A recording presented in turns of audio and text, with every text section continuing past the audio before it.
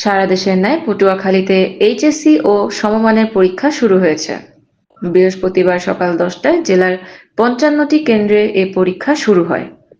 পরীক্ষায় 17,417 জন পরীক্ষার্থী অংশগ্রহণ করছে। সকাল থেকেই পরীক্ষার কেন্দ্রগুলোর সামনে অভিভাবকদের ভিড় লক্ষ্য করা গেছে।